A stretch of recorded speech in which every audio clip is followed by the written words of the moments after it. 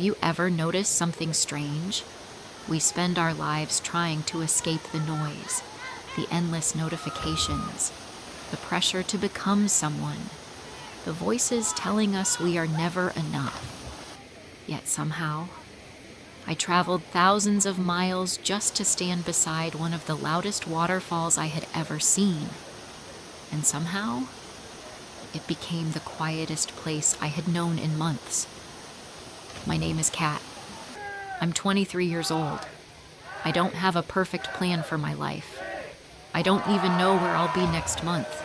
But I have always believed that freedom isn't about having nowhere to go. It's about choosing your own direction. I love getting lost on mountain roads. I love meeting strangers whose names I'll probably never remember. I love waking up in places where I don't understand the language, yet somehow still feel welcomed. Every journey teaches me something that no classroom ever could.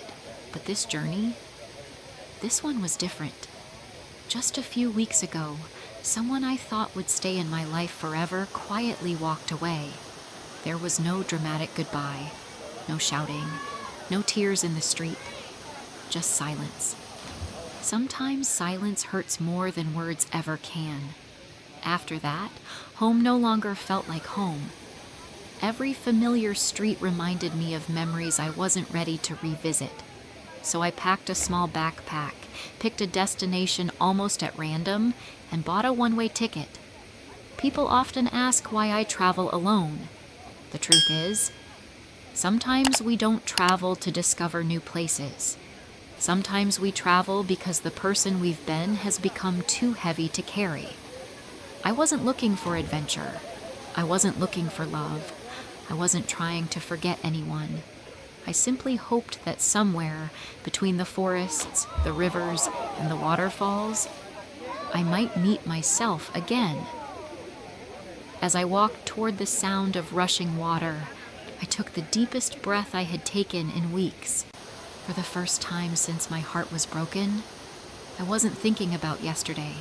I wasn't afraid of tomorrow. I was simply walking. The sound grew louder with every step. It wasn't gentle. It wasn't peaceful. It was wild, powerful, almost overwhelming. When the trees finally opened, the waterfall stood right in front of me. For a few seconds, I forgot to breathe. The water crashed down from the cliffs with a strength that seemed impossible. Tiny drops floated through the air, landing softly on my face. The cool breeze wrapped around me like an old friend. I stood there without saying a word. Sometimes, silence says everything. As I watched the water falling endlessly, I began to notice the people around me. A young couple stood at the edge of the viewing platform. The man quietly brushed a few drops of water from the woman's hair. She smiled. Not because he had done something extraordinary, but because he noticed. A little farther away, an older couple stood hand in hand. Neither of them was speaking. They didn't need to. Years had probably taught them that love isn't always found in conversations. Sometimes, it's simply found in staying. Nearby, a father laughed as his little daughter splashed water toward him. She couldn't stop laughing. Neither could he.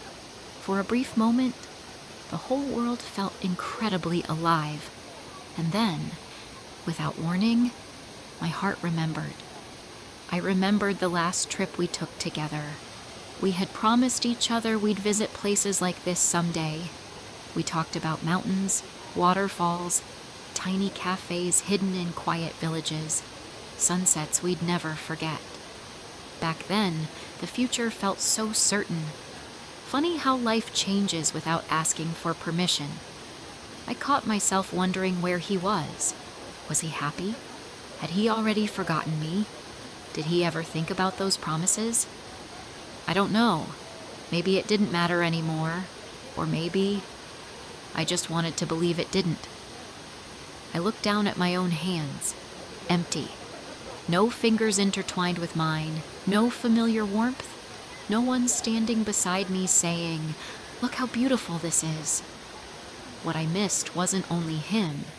I missed having someone to share beautiful moments with, someone who would laugh before I finished telling a joke, someone who understood my silence, someone who could look at me and somehow know I wasn't okay. It's strange. When love disappears, the world doesn't suddenly become ugly. The sunsets are still beautiful. The waterfalls still roar. The birds still sing. But somehow, everything feels just a little quieter inside. For weeks, I kept asking myself the same question. What did I do wrong? Maybe I loved too much. Maybe I loved too little. Maybe I expected forever from someone who only planned to stay for a season. I still don't know the answer.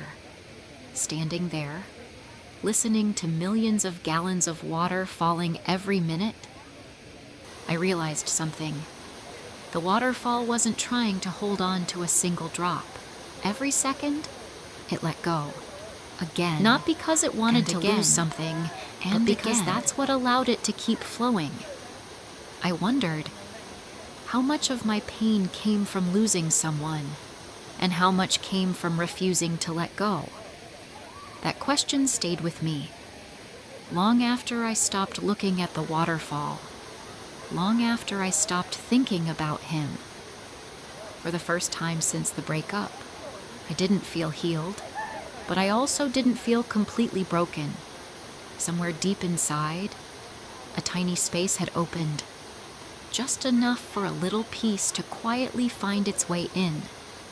I stayed there much longer than I had planned, not because I was waiting for something to happen, but because, for the first time in weeks, I wasn't in a hurry to leave. The waterfall kept flowing. It didn't ask who I was. It didn't care about my broken heart. It didn't care how many mistakes I had made, or how many dreams had quietly fallen apart. It simply kept moving, steady, fearless, alive. I sat down on a smooth rock and watched the water disappear into the river below. Every drop had somewhere to go, even if it didn't know where the journey would end. Maybe people are like that too. We spend so much of our lives trying to control every step. We make plans. We imagine the future. We promise ourselves that life will happen in a certain way, and then life smiles and writes a completely different story. For a long time, I thought happiness meant finding the right person, someone who would never leave, someone who would always choose me. But sitting there beside the waterfall, another thought quietly entered my mind. What if happiness doesn't begin when someone walks into our lives? What if it begins when we finally learn how to enjoy our own company? That idea scared me, because being alone had always sounded like failure. But maybe being alone isn't the same as being lonely. Maybe being alone is where we discover the person we've been too busy to know. I realized something else that afternoon. Every person I had passed on the trail carried an invisible story. The old man who smiled at strangers, the young woman laughing with her friends, the father playing with his daughter, the couple holding hands. From a distance, they all looked happy. But who really knows what someone is carrying inside? Perhaps the smiling father had recently lost his own father. Perhaps the elderly couple had survived years of hardship together. Perhaps the woman laughing today had cried herself to sleep last week. We rarely see the battles that people fight in silence. That thought made me kinder, not only to others, but also to myself. Maybe I didn't need to have everything figured out. Maybe healing wasn't a finish line.